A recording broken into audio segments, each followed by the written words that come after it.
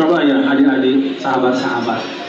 Dulu ada khalifah yang kedua, yang namanya Umar bin Khattab. Itu orang luar biasa hebatnya. Umar bin Khattab itu pernah punya nasihat satu kepada orang-orang yang ada bersama beliau, sahabat-sahabat yang ada. Apa kata Umar?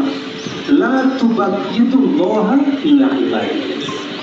Umar berpesan kepada sahabat-sahabat yang lain, teman-teman, sahabat-sahabat, jangan sampai kalian membuat Allah itu dijauhi oleh hamba-hambanya. Sahabat bertanya, maksudnya apa Umar? Maksudnya apa?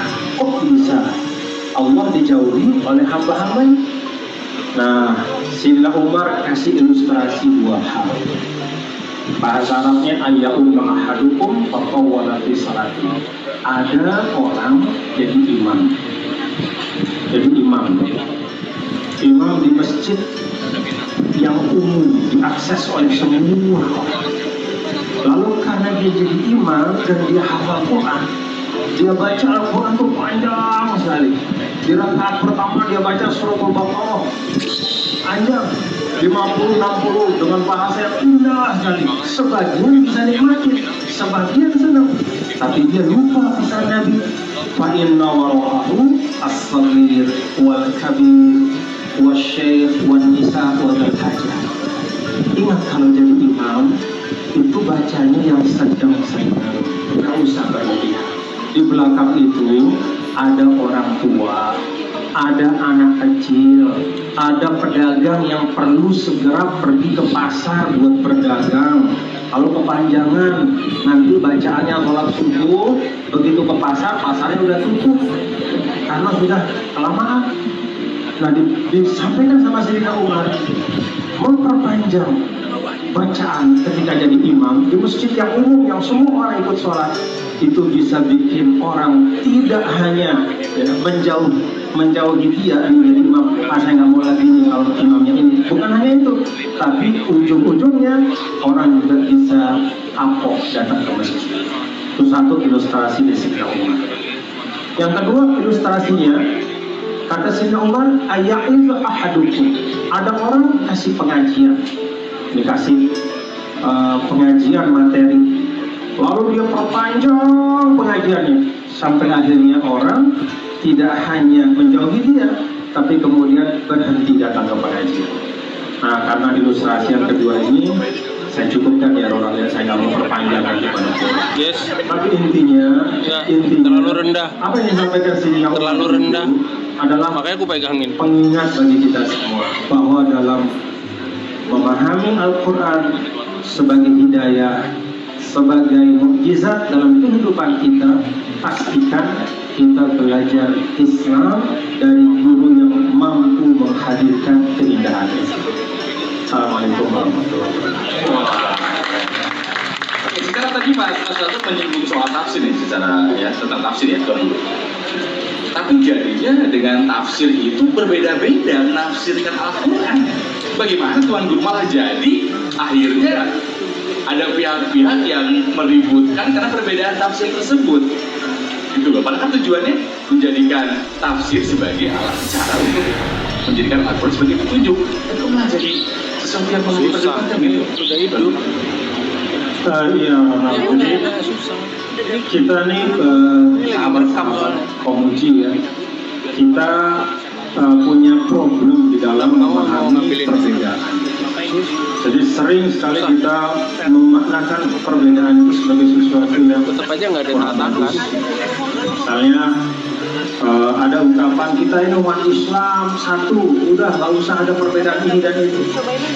Nah, ini saya ingin sampaikan bahwa dalam Al-Quran sendiri Allah Subhanahu wa Ta'ala itu mengekalkan perbedaan antar umat Islam. Jadi misalnya ada firman Allah, laqad radiyallahu 'anil muhajirin wal ansar. Allah Subhanahu wa Ta'ala itu ridho terhadap muhajirin dan ansar. Kita tahu muhajirin itu yang bersama Rasul hijrah dari Mekah. Ansar itu penduduk Madinah yang menyambut Nabi beserta orang-orang muhajirin. Jadi dalam ayat ini, sahabat-sahabat, itu tidak dihilangkan sebutan Muhajirin dan Ansar itu. Jadi kelompok-kelompok itu diakui oleh Al-Quran, diakui oleh Islam. Jadi kalau di Indonesia ada 1001 perbedaan suku. Kalau kita umat Islam ada ratusan ormas Islam, jadi perbedaan itu diakui dan diletakkan dalam rangka, dalam bahasa Al-Quran lagi, fastabiqul khairat. Itu rangkanya.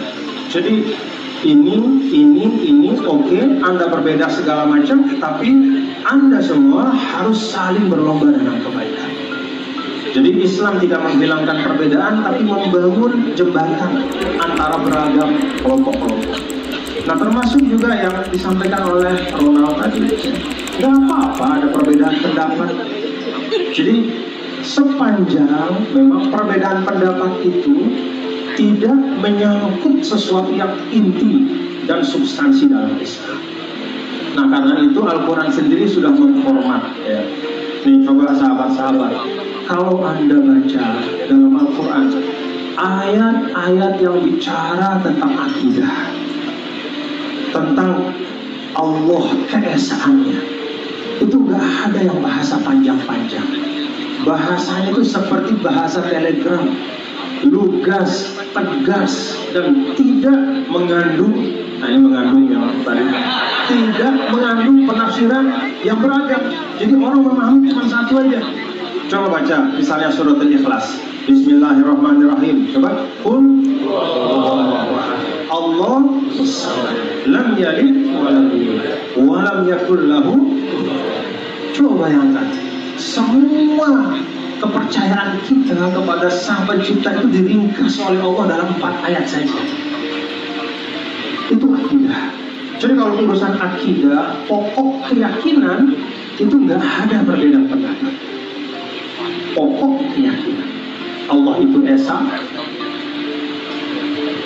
Dialah tempat bergantung segala sesuatu. Saya, Anda, kita semua Allahus Somad. As-Somad itu yang kepadanya kita kembali. Mau kembalinya itu dalam keadaan sadar, nggak sadar, dalam keadaan sengaja, kepepet, boleh kembali aja kepada Allah. Lam yalid wa lam yulad, dia tidak melahirkan dan tidak dilahirkan, dan tak ada yang setara dengannya.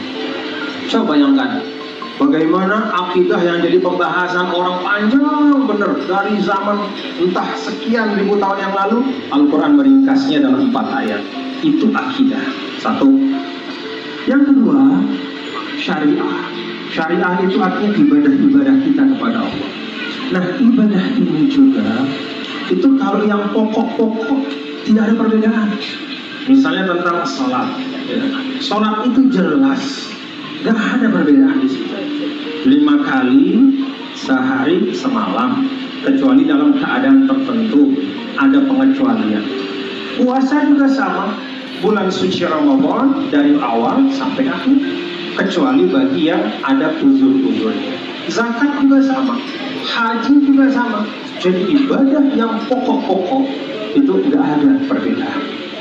Yang paling banyak Al-Quran itu diamkan, maksudnya diamkan itu nggak dijelaskan detail, adalah tentang hubungan antar sesama manusia.